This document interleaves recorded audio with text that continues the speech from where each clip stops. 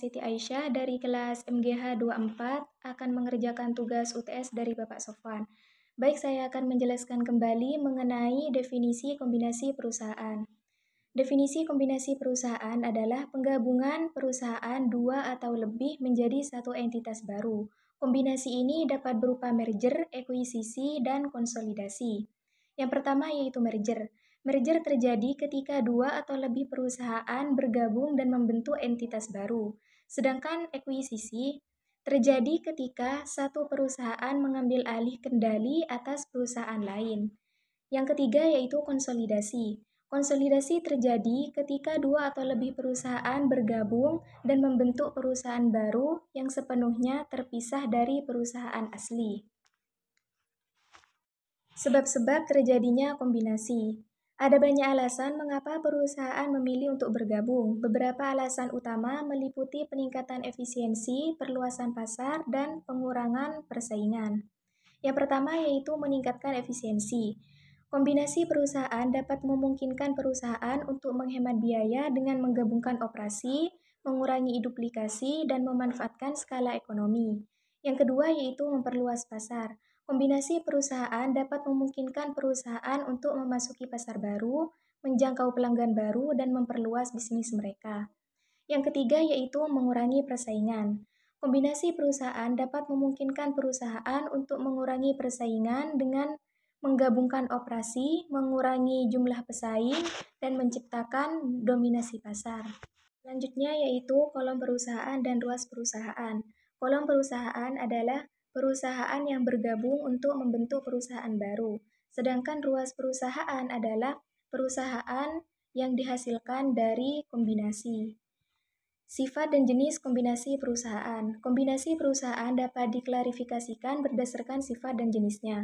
Kombinasi dapat berupa horizontal, vertikal, atau konglomerat. Yang pertama yaitu horizontal. Penggabungan perusahaan yang beroperasi di tingkat yang sama dalam rantai nilai. Sedangkan vertikal yaitu penggabungan perusahaan yang beroperasi di tingkat yang berbeda dalam rantai nilai. Konglomerat, penggabungan perusahaan yang beroperasi di berbagai industri yang tidak terkait. Bentuk lain dari kombinasi perusahaan. Selain merger, ekuisisi, dan konsolidasi, ada juga bentuk lain dari kombinasi perusahaan. Beberapa contohnya yaitu joint venture dan aliansi strategis. Joint venture adalah dua atau lebih perusahaan membentuk entitas baru yang dimiliki secara bersama. Sedangkan aliansi strategis adalah dua atau lebih perusahaan bekerja sama untuk mencapai tujuan bersama, tetapi tidak membentuk entitas baru. Keuntungan kombinasi perusahaan. Kombinasi perusahaan dapat memberikan banyak keuntungan, termasuk meningkatkan efisiensi, akses ke pasar baru, dan pengurangan persaingan.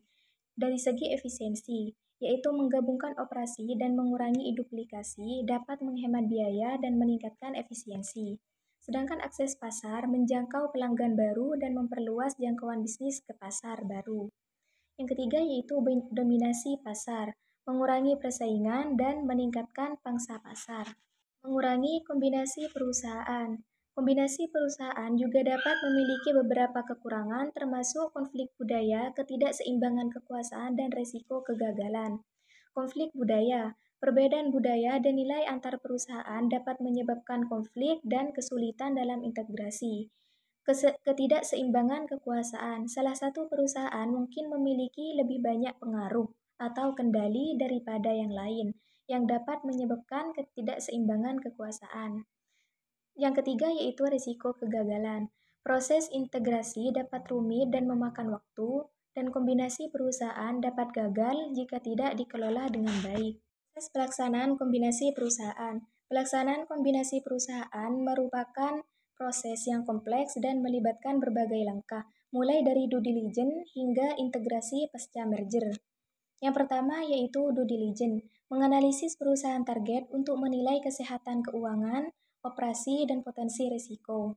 Yang kedua yaitu negosiasi, membahas syarat dan ketentuan kombinasi, seperti harga, struktur kepemilikan, dan tanggal efektif. Yang ketiga yaitu dokumen legal, menyiapkan dan meninjau dokumen legal seperti perjanjian merger dan dokumen pengungkapan. Yang keempat yaitu integrasi, menggabungkan operasi, sistem, dan budaya dari kedua perusahaan untuk menciptakan entitas baru yang terintegrasi. Yang terakhir yaitu pelaksanaan, menyelesaikan semua proses legal dan administrasi yang diperlukan untuk menyelesaikan kombinasi. Mungkin hanya itu yang dapat saya sampaikan. Segala kekurangannya saya mohon maaf. Wassalamualaikum warahmatullahi wabarakatuh.